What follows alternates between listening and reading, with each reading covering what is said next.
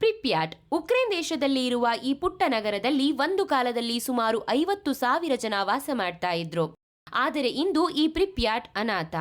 Chernobyl ಅಣುಸ್ಥಾವರದಲ್ಲಿ ಕೆಲಸ ಮಾಡುತ್ತಿದ್ದ ಕೆಲಸಗಾರರಿಗಾಗಿ ಅದರ ಹತ್ತಿರದಲ್ಲೇ ಪ್ರಿಪ್ಯಾಟ್ ನಗರವನ್ನ 1970ರಲ್ಲಿ ನಿರ್ಮಿಸಲಾಯಿತು. ಇದು ಅಂದಿನ ಸೋವಿಯತ್ ಯೂನಿಯನ್ನ ಕನಸಿನ ನಗರ ಎಂದೇ ಹೇಳಬಹುದು.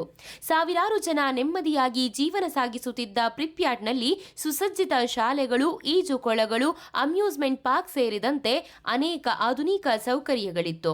1986 ಏಪ್ರಿಲ್ 26ರಂದು ಚೆರ್ನೋಬಿಲ್ ಅಣುಸ್ಥಾವರದಲ್ಲಿ ದುರಂತ ನಡೆದು ಪರಿಣಾಮವಾಗಿ ವಿಕಿರಣ ಸೋರಿಕೆಯಾಯಿತು.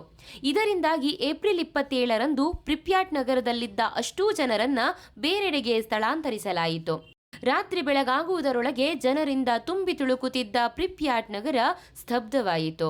ಈ ಪಾಳು ಬಿದ್ದ ನಗರಕ್ಕೆ ಸಾಕ್ಷಿಯಾಗಿ ಕಟ್ಟಡಗಳು, ರಸ್ತೆಗಳು ಇವತ್ತಿಗೂ ಅದೇ ಸ್ಥಿತಿಯಲ್ಲಿವೆ.